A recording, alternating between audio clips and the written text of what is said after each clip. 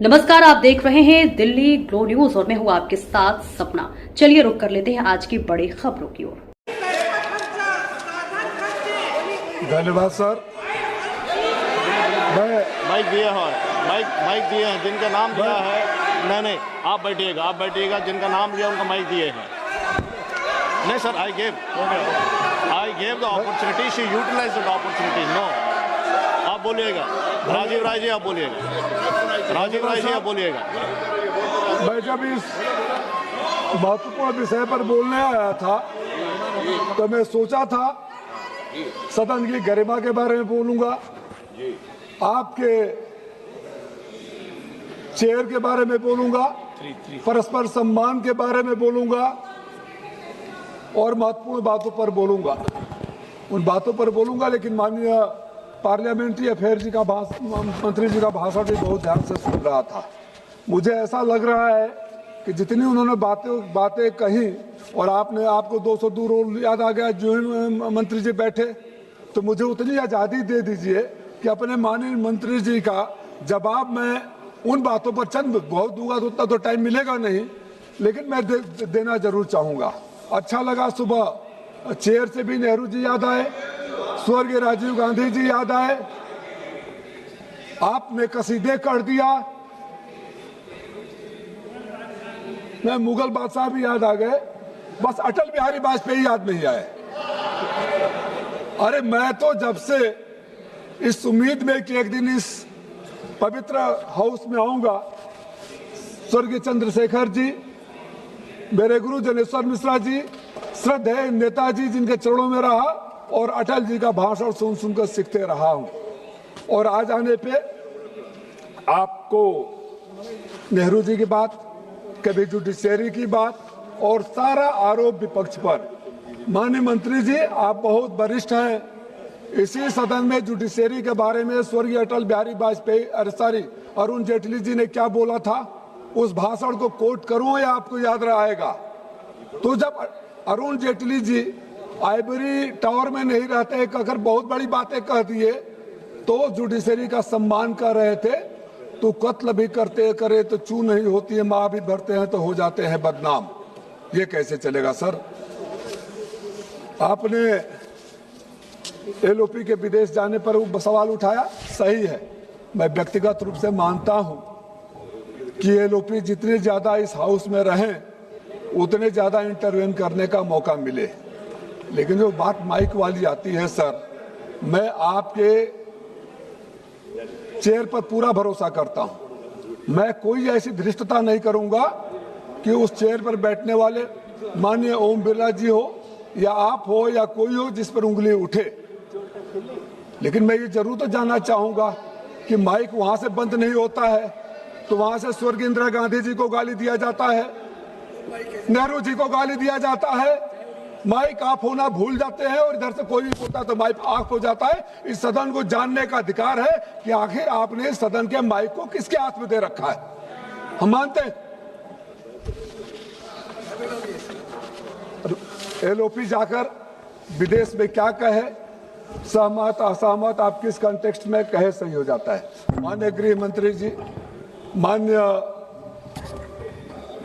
संसदीय मंत्री जी और एक हमारे रेल राज्य मंत्री जी हैं, इनके तो परिवार भी शहीद हुआ है देश के लिए।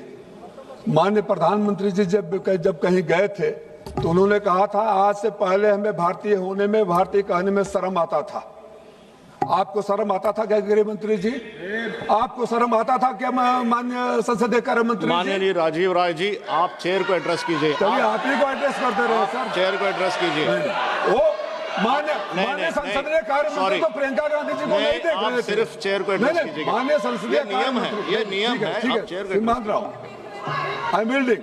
बस ये आपको याद दिलाना चाहता हूँ कि माननीय संसदीय कार्य मंत्री प्रियंका गांधी जी को नहीं देख रहे थे, बस इतना कहना चाहता हूँ सर। सबसे पहले बहुत सारी बातें हैं, एक एक करके आएंगे।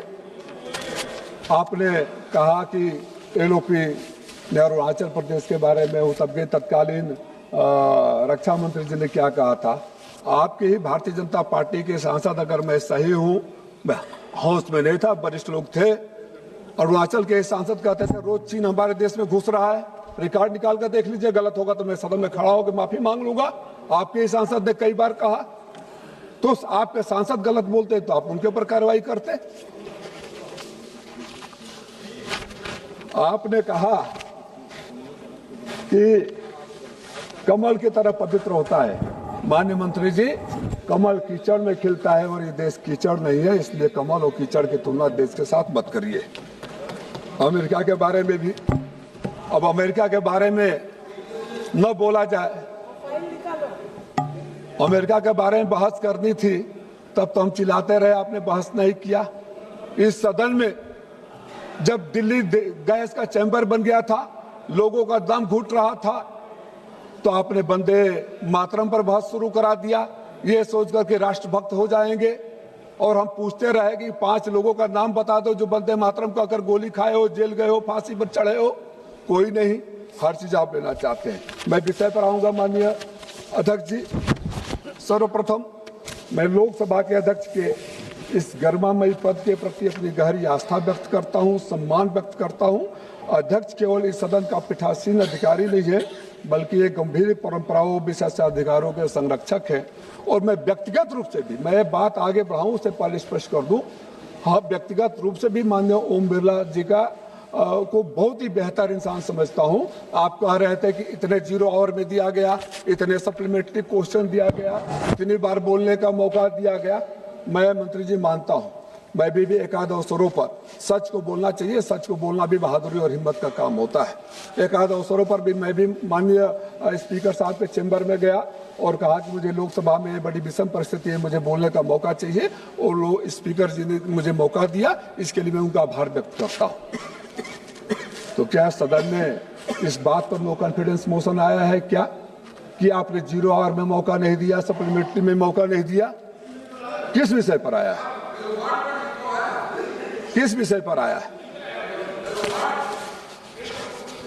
डिस्टर्ब मत होइए, अभी पूरा बाकी है सर। डिस्टर्ब मत करिए, जानबूझ के इधर भी भूमिहार करने वाला। स्पीकर का पद गरिमामयी होता है और स्पीकर पर उंगली उठाना ऐसा नहीं होता है कि व्यक्ति विशेष के ऊपर उंगली उठाते हैं। हम लोग कॉन्फिडेंस मोशन पर बात कर रहे हैं, हमने एक रिजोल्यूशन भी दिया हुआ है, उस रिजोल्यूशन पर चर्चा करेंगे। तो मैं कहना चाहूंगा कि आप बीमारी के सिम्टम के बारे में चर्चा करना चाहते हैं, उसके डायग्नोसिस और क्योर के बारे में चर्चा नहीं करना चाहते। ये मौका, ये परिस्थिति पैदा क्यों हुई? आपने कभी सोचा है ये हालात पैदा क्यों? मैं जानता हूं, चाहे इधर के हो चाहे उधर के हो, कोई खुश नहीं है, कोई ये नहीं चाहता कि नहीं ये स्पीकर को हटा दो। किसी का खेत का झगड़ा है क्या? किसी का परिवार का झगड़ा है क्या? किसी का नहीं है। लेकिन परिस्थितियां पैदा करने वाले कौन है? जिस स्पीकर को मैं चैम्बर में जाता हूं, कभी उन्होंने किसी चीज के लिए नाम नहीं कहा। यहां भी आते हैं तो जब उधर से चिट्ठी जाने लगता है, इशारा जाने लगता है, कहा जाने लगता है, आपने दबाव क्यों डाल दिया? इतना स्पीकर को कमजोर क्यों कर दिया? बिल्कुल ठीक। स्पीकर को इतना कमजोर क्यों कर दिया? स्पीकर की संस्था को कमजोर करने की जिम्मेदारी आपकी है, आप इसके लिए जिम्मेदार हैं। और हम स्पीकर को हटाने से ज्यादा इस बात पर इंटरेस्टेड है कि आपने जो स्पीकर के साथ गलत किया है वो भी देश को जानना चाहिए। 2019 से आपने डिप्टी स्पीकर उनको नहीं दिया, आपने अकेले उनको छोड़ दिया, 9 लोगों को पैनल में डाल दिया। और बुरा नहीं माने, मैं किसी का प्रत्यापान नहीं बोलना चाहता हूं, किसी का प्रत्यापान नहीं बोलता हूं। 9 लोगों में बहुत सारे लोग ऐसे भी आते हैं जिनको देखकर ऐसा लगता है कि माननीय ओम बिरला जी कब चेयर पर है, उनकी बातों को सुनकर। अच्छा हुआ, अब मैं उसके आगे नहीं बोलूंगा। सर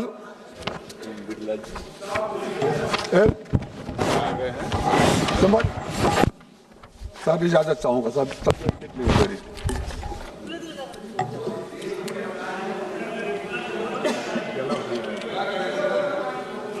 आपकी दुआएं काम नहीं आएगी, आप ही के लिए मैं आया हूं। गृह मंत्री जी भी मुस्कुरा रहे हैं, अब मत बोलिएगा कि गृह मंत्री जी को क्यों देख रहे हैं। सर,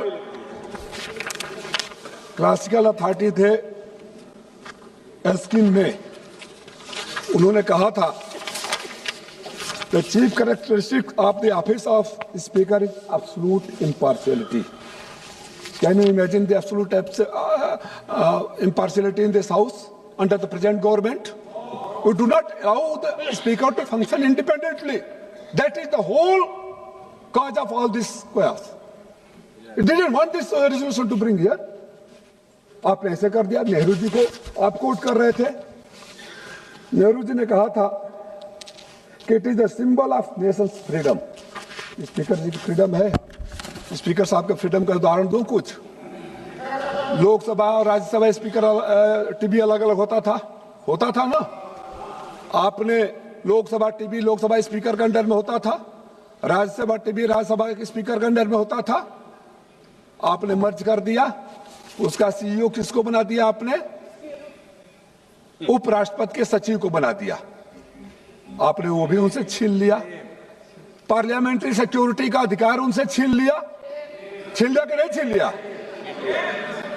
आज तक उनके हाथ में होता था.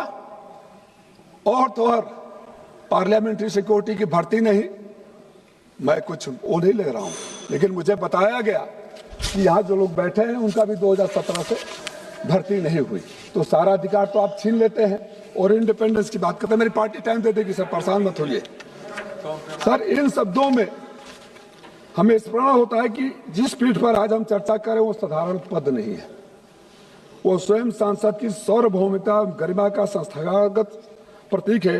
इसलिए अध्यक्ष के संबंध में होने वाली कोई भी चर्चा उनकी विश्वसनीयता, उनकी पर्सनल क्रेडिबिलिटी, उनके नैतिकता पर कोई सवाल नहीं उठाती है.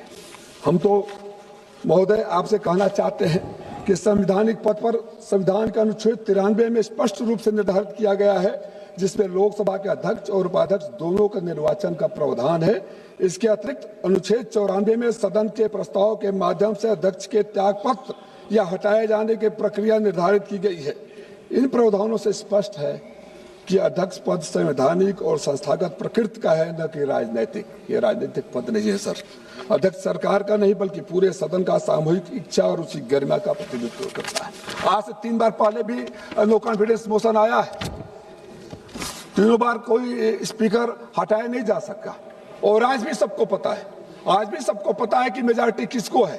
कोई रॉकेट साइंस की जरूरत नहीं है, कोई अंधेरे में तीर मारने की जरूरत नहीं है. ये बहस इसलिए हो रही है कि सच बाहर आए, डायग्नोसिस हो, जिससे लोकतंत्र की मर्यादा के लिए, लोकतंत्र की रक्षा के लिए, आपके स्थान की मजबूती के लिए, आपकी इज्जत के लिए ये इस बात पर बहस हो सके. आप कृपया अपनी बात समाप्त कीजिए. सर मेरी पार्टी टाइम दे देगी. मेरे नेता बैठे हैं. 5 नाम दिए हैं और 10 हो जाए सर. आप कृपया समाप्त कीजिए, कंक्लूड कीजिए. मैं एक उदाहरण दूंगा सर. आप बात कर रहे थे यूके की. यूके में हाउस ऑफ कॉमन्स में माननीय मंत्री जी, जो स्पीकर का पद होता है उसको इंडिपेंडेंट रहने के लिए उसके खिलाफ जब वो स्पीकर जाते हैं 5 साल बाद इलेक्शन लड़ने, तो कोई पार्टी अपना कैंडिडेट नहीं खड़ा करती है. तो उनके ऊपर कोई दबाव नहीं रहता है. रूलिंग पार्टी हो या अपोजिशन हो, सब पता कर लीजिएगा. वो आके पार्टी कैंडिडेट नहीं खड़ा, वो अनअपोज इलेक्ट होकर आते हैं. यहाँ के दर दय और भय और दहशत में नहीं रहते हैं सर. तो कहीं सीखने में क्या बुराई है? हम क्यों नहीं कह सकते फिर स्पीकर के ऊपर कोई कुर्सी ना उंगली ना उठाए?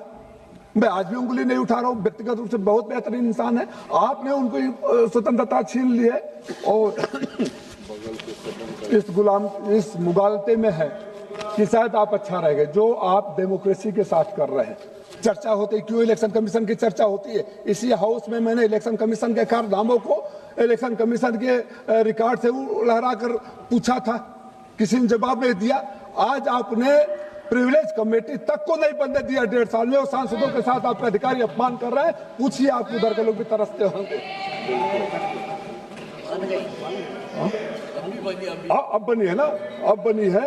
और माननीय अध्यक्ष जी के पास जाइए, सर हमारा ये अधिकारी अपमान कर रहा है, वो कहते हैं राज्य का मामला है, आपने उनकी स्वतंत्रता को खत्म कर दिया। धन्यवाद जी, आप कंक्लूड कर रहा हूं सर, 2 लाइन कंक्लूड कीजिएगा प्लीज। कंक्लूड कर रहा हूं। याद रखिएगा जो आपने लोकतंत्र के साथ किया, साहबों को साहिब किरदार से हटना पड़ेगा, साहबों को साहिब किरदार से हटना पड़ेगा। एक न एक दिन आपको भी सरकार से हटना पड़ेगा, और जिस दिन हट जाएंगे उस दिन आपने माननीय श्रीमती इतिहास आपको प्राप्त करेगा। महुआ मैत्री जी। Thank you, Honorable Chairperson, sir.